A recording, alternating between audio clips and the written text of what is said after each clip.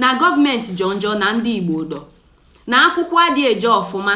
na ife ọbụla ife ncha dị alụ ọlụ na Naịjirịa na ndị Igbo ya akpa ha mana nke na function ni n'obodo ndị ọzọ ndị Abakpa na ndị ugwu na wadu bụ ndị ime nke fuji alụ mana anyị bụ ndị Igbo bụzi nsogbu. Ọnwụ okwu chọrọ ịgwa anyị bụ ndị Igbo tata, ọ bụ na onwe kisi nọ n'ime be ndị ọzọ nọ wabịa na asị na ndị Igbo bụ nsogbu we nchọ ka ịjụwa ajụjụ a. Onwe few people nchọ ikpu afa nchọ na ọ bụ na ịnọdụbe wesi ekwu ya bụ okwu ọnifu na eni blọga na-adọkpụ ndị Igbo ka ị nọ na comment section ka ịjụwa ajụjụ mmadụ one nchọ ikpu afa ka ịjụwa kọbụ anyị bụ ndị Igbo kpa ha weji mee n'ọfụ weji zuo ego Nigeria ego wegeji wee dozi Nigeria. Abacha's loot ọ bụ na ife ọfụ na ntị anyị. Abacha zu ego karịrị ka ndị oyibo si dewasị over $5 billion ka Abacha zu. Ka njụ anyị bụ ndị Igbo, ọ bụ na wasị ka wee wele ego wee dozi m ụzọ ji elu m n'ọgwụ ji elulu ụmụ anyị akwụkwọ ka wee je ememe ife dị maka ndị be anyị kwụsị ije obodo oyibo je na-ekwudo ndị South Africa ike afụju anya na-akpali ndị be anyị wi maka the treat ndị South Africa na-enye ndị be anyị. Ọ bụ na obodo dị mma, obodo Nigeria dị mma ka ife ndị be anyị ga na-achọ na South Africa. Nchọ ịjụ anyị, nchọ ịgwa anyị maka ma jụọ anyị bụ ndị Igbo. Ọ bụ na anyị bụ ndị Igbo na-ekwu okwu o nwekwa onye Igbo so na-ekwu okwu onye nzuzu dọ ọ ma na bosi jene ọza na ọ bụ onye Igbo n'afa mana ọ bụ na onye afọ Igbo so na-agwa anyị okwu na ọ bụ na mmadụ si na anyị bụ ndị Igbo bụ nsogbu nchọ ka ịjụ onye efu ọ bụ ndị Igbo kpa ha Abacha ji wee bule ego ncha obu ego ga-edozila anyị ụzọ ego ga-enye anyị ezigbo ụlọ akwụkwọ ego ga-enye anyị pipe water ego ga-eme anyị cheki m ego efu ife ọ ga-alụ erike maka ọ bụ na atata ka o zuo ego efu jụwa ajụjụ afụ ọ bụ ndị Igbo kpa ha. Onye ọzọ nchọ ịgwakwa anyị ọ bụ ndị Igbo ha Abdulrasheed ji zukwe pension fund 2.1 billion. Unufu ego na-akpụ afa unufu so ego na-akpụ afa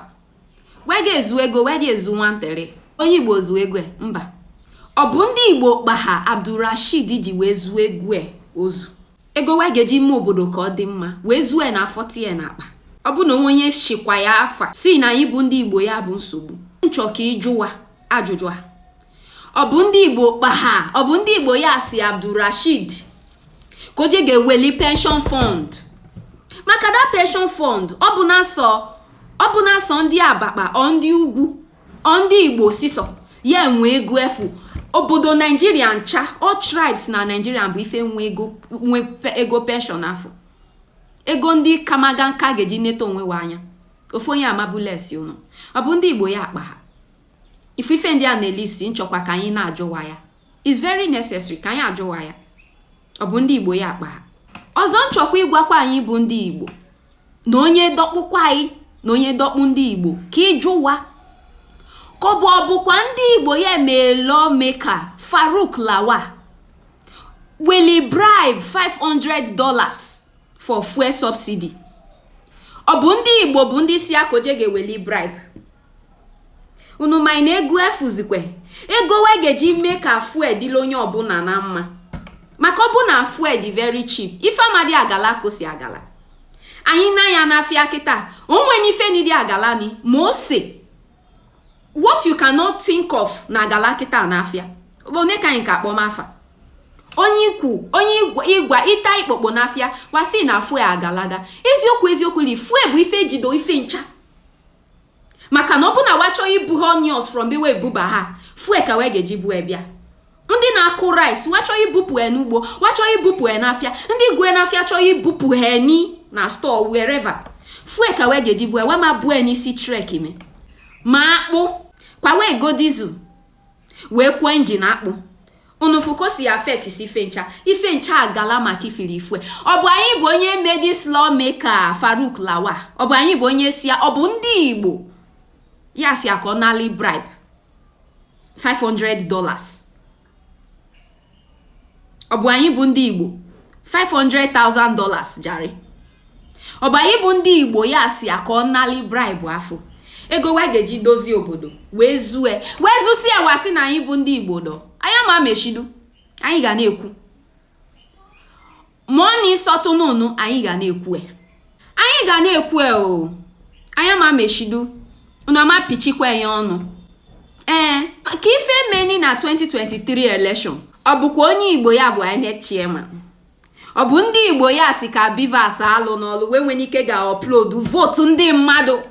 ọ bụkwa ndị Igbo ya ka ọsọ anyị lo ife meni ka we made the last presidential election unu mara ife ga na Lagos wasi na ọ bụ na Mama Emeka Mama Ebuka yọpụ akwa na be wasi ayu nama obodo yi ọ ife nke kwu kita dịka ka nsi ekwu mbụ I don't have problem na ọ bụ na ịbụ onye Igbo any party chọọ ịba anyị mana onye ọbụla atọkụkwa na m down onye ọbụla ịbịa convince m ni na mfu eziokwu ka m ekwukwene ụfọdụ ndị ụmụnne m nọ na the ruling party ọ dị ewuhe m choice yido mana ọ bụ na na-ekwuzi ife na-eme na Nigeria onye ọbụla abịakwa na asị m ekwune ya bụ na ihe ekpuchi ajụ ife ya bụ na ife wee eme ndị Igbo n'ọsọ ụnụ maka na mfụkwa ndị Igbo be anyị nọ n'ime pati anyị n'iwe si eme anyị ife unu na-ada na be wasi ezugbu anyị n'izu unu abịa meshidu anyị bụ ndị na-ekwuzukwa anyị unu abasị ha nji n'ofu anya ekiri ji ofu anya na-ekiri m ka si eji ofu anya ekiri ekwukwe m ọzọ I don't have any problem with unu ịbanya any party unu chọọ ịbanya ni I don't have problem with that mana ọ dịzi mma nunu no be wasi akpagbu anyị ọ dịzi mma nunu anọ na bife onye ọbụla na-ekwu maka akpa onye ọbụla na-ekwu maka ifoju na akpa biko do ife bụ mbịa n'okwu ndị Igbo be anyị kunu wee kwa onu m na amali m bụ na unu onu m kunu mai na ada anyị ọcha 101 ya ekwu o ada anyị ọma 101 ya ekwu ife ọbụla agbasịrị ndị Igbo ya ka m ga na-ekwu na be ma YouTube m ma Facebook m be ka nka dị serious kita do adị m etekeme na TikTok m nga na-ekwu maka na ife jọgbu onwe edo washizikwa na anyị bụ ndị Igbo afa Chukwu daalụ the narrative na-change nwayọ na Google mbụ ịpịa aga Google wachọ ikwu ajụ ife weti afa ndị Igbo wachọ ikwu ife dị mma the most intelligent the most educated we will afa ndị agbakpa tie n'ime but go and see it since we started talking things are changing ibrazuzi na internet they will not at least afa anyị na-akwụhazi welonu malamu kelinu mozie ka Chukwu gozie onye ọbụla daalụ unu